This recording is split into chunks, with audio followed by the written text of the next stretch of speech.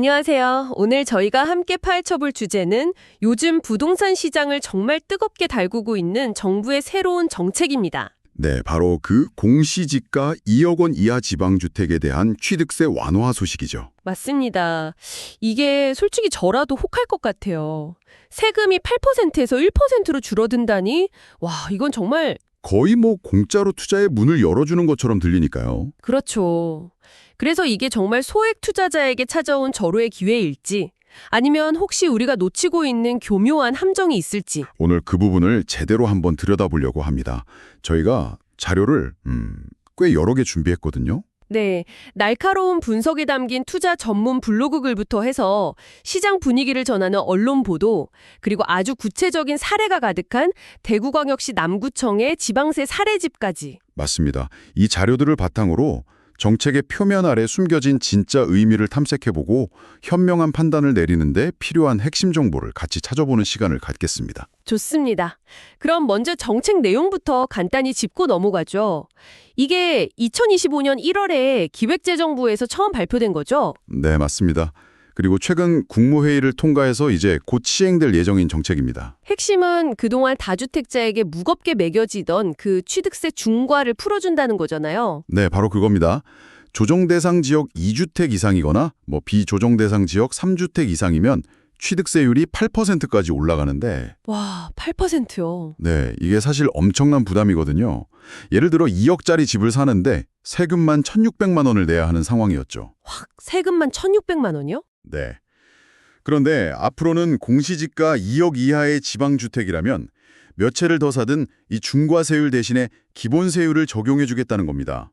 아, 기본세율이면 보통 한 1%에서 3% 정도 사이고요. 그렇죠. 그러니까 수천만 원에 달하던 진입비용이 수백만 원으로 뚝 떨어지는 셈입니다. 와, 그러니까 그 장벽이 낮아진다는 건 단순히 돈을 아끼는 차원을 넘어서 네. 심리적인 효과가 크죠. 맞아요. 아, 이제 지방 소액주택은 해볼만 하다는 그런 강력한 신호를 시장에 주는 거군요.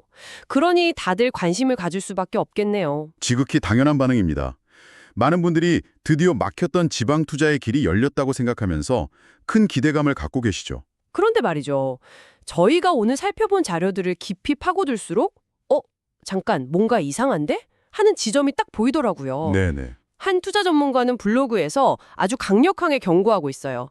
취득세 1%라는 그 달콤한 숫자에만 매몰되면 투자의 본질을 완전히 놓치게 된다고요. 바로 그 지점이 오늘 이야기의 핵심입니다. 아, 그런가요? 우리가 투자를 하는 최종 목표가 뭔가요? 결국엔 매도를 통한 수익 실현이잖아요. 그렇죠. 팔아서 돈을 버는 거. 네. 여기서 우리가 간과하기 쉬운 아주 중요한 세금이 등장하는데 그게 바로 양도소득세입니다. 아, 집을 팔 때 내는 세금 말이죠. 맞습니다. 집을 팔아서 남긴 차익에 대해 내는 세금인데 잠시만요. 그 부분이 좀 의외네요. 보통 세금은 그냥 사라지는 돈이라고 생각하잖아요. 근데 처음에 낸 취득세가 나중에 낼 양도세에 영향을 준다는 말씀이세요? 정확합니다. 세법에서는요. 처음에 집을 살 때 냈던 그 취득세를 필요경비로 인정을 해줍니다. 취득세를 많이 냈을수록 나중에 낼 양도소득세는 줄어드는 구조다. 이 말씀이시네요? 바로 그겁니다. 와, 이건 정말 생각의 전환이 필요한 부분이네요. 그럼 이 관계를 좀 더 명확하게 이해하기 위해서 자료에 나온 시나리오를 한번 비교해보면 좋겠어요. 좋습니다. 두 명의 투자자 A와 B가 있다고 가정해보죠. 네, 첫 번째 투자자 A는 세금 혜택 같은 거에 연연하지 않고 그냥 미래 가치가 높다고 판단한 실거래가 3억 원짜리 지방주택을 삽니다.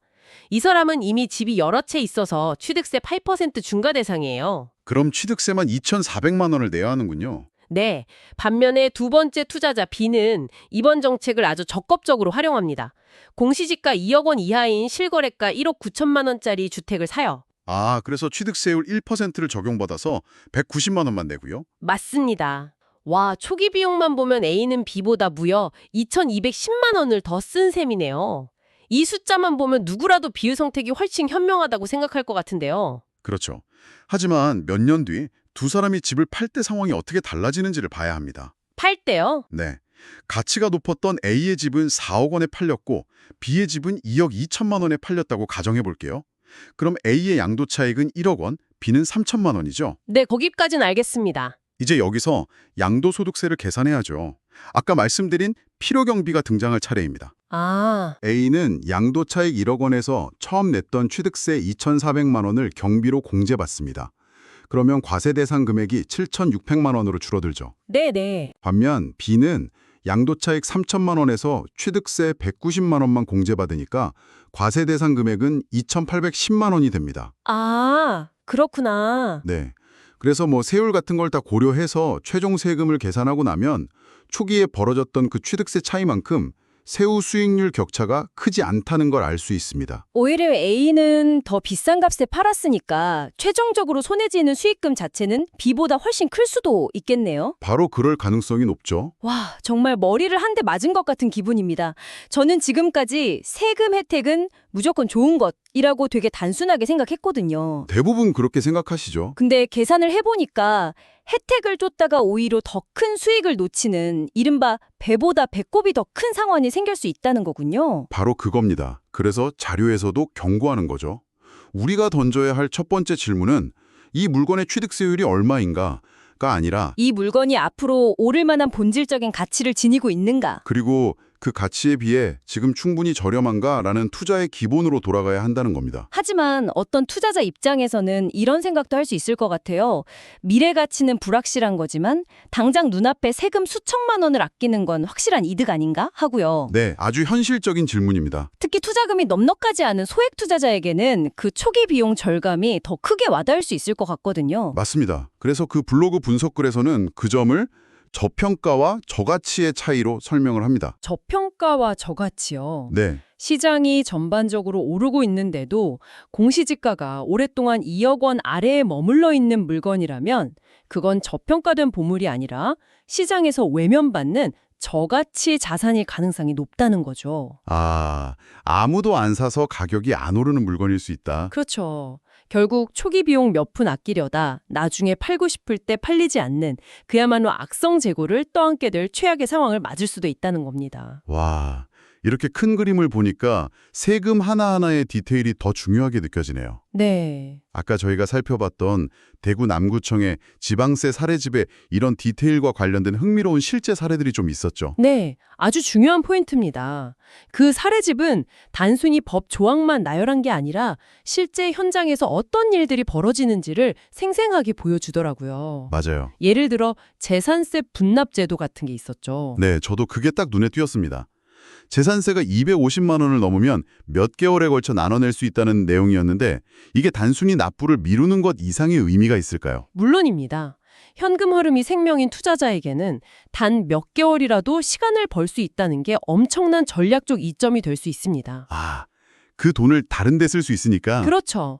당장 재산세로 나갈 목돈을 묶어두는 대신 그 돈으로 다른 단기 투자를 하거나 혹은 급하게 필요한 곳에 유용하게 쓸 수 있죠. 그렇군요. 즉, 이번 취득세 완화 정책 하나만 볼 게 아니라 내 자금 상황에 맞춰 활용할 수 있는 다른 제도들을 조합해서 생각하는 입체적인 시각이 필요하다는 걸 보여주는 좋은 사례입니다. 혜택을 잘 활용하는 것도 중요하지만 반대로 혜택에 딸려오는 책임을 놓쳤을 때 얼마나 무서운 결과가 따르는지도 그 사례집에 나와 있더군요. 그 주택 신축 판매업자 사례 말씀이시죠? 네네. 그게 특히 기억에 남습니다. 그게 신축 소형주택 공급을 장려하기 위해서 취득세를 감면해주는 제도가 있거든요. 네. 그 혜택을 받은 한 사업자가 1년 이내에 기존 주택을 철거해야 한다는 조건을 어긴 경우였죠. 자금 사정이 어려워져서 철거를 미뤘다고 항변했지만 결과는 아주 냉혹했습니다. 결과가 어땠나요? 그냥 감면받았던 세금만 다시 내면 되는 거 아니었어요? 그랬다면 정말 다행이었겠죠. 감면받았던 세금을 토해내는 건 기본이고요. 여기에 과소신고 가산세 10%가 붙었습니다. 벌금이 붙는군요. 네, 세금을 덜 냈다는 벌금이죠. 그리고 그걸로 끝이 아니었습니다.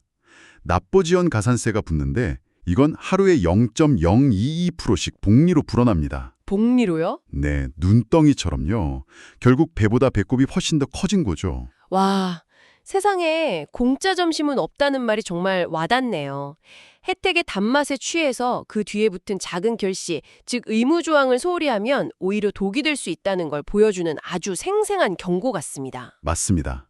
그리고 자금이 부족했다는 개인적인 사정은 결코 면책 사유가 될 수 없다는 점을 명확히 보여주는 사례이기도 하고요. 그렇군요. 그래서 어떤 정책이든 그 혜택을 누리기 전에 내가 그 조건을 100% 지킬 수 있는지 냉정하게 따져보는 과정이 반드시 필요합니다. 자, 그럼 지금까지 나눈 모든 이야기의 실타래를 한번 정리해 보겠습니다. 당신을 위한 최종 정리입니다. 네. 금령 공시지가 2억 이하 주택취득세 완화는 지방 소액 투자를 가로막던 높은 문턱을 낮춰주는 긍정적인 신호가 맞습니다. 맞습니다. 하지만 오늘 우리가 함께 살펴본 여러 자료들은 한 목소리로 이야기하고 있습니다. 바로 이 정책을 투자의 결정적인 이유나 1순위 조건으로 삼아서는 절대 안 된다는 것을요. 네. 세금 혜택은 그 자체로 목적이 될 수 없습니다. 이미 충분한 내재 가치를 지닌 저평가된 부동산을 찾았을 때 이 정책이 비로소 빛을 발하는 보너스가 되어야 하는 거죠.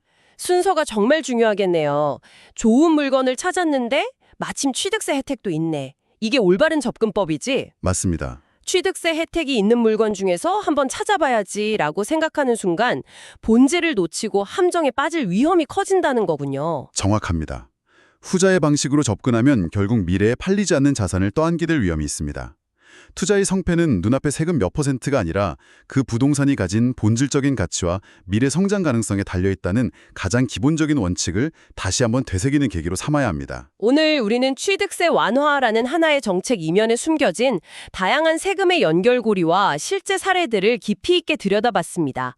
이 정책은 당신의 투자 도구함에 추가된 유용한 신형 도구이지 수익을 보장하는 마법 지팡이는 아니라는 점을 꼭 기억하시면 좋겠습니다. 마지막으로 이 모든 논의를 마무리하며 당신이 스스로에게 던져볼 만한 질문을 하나 남겨드리고 싶습니다. 네, 어떤 질문이죠? 잠시 시간을 내어 한번 생각해 보시죠. 정부는 왜 지금 이 시점에 다른 곳도 아닌 지방에 다른 주택도 아닌 공시지가 2억 이하 소형주택을 사도록 장려하는 걸까? 이 질문에 대한 답을 고민해보는 과정에서 단순히 세금을 아끼는 기술을 넘어 시장의 큰 흐름과 정책의 이면을 읽는 더 넓은 통찰력을 얻게 될지도 모릅니다.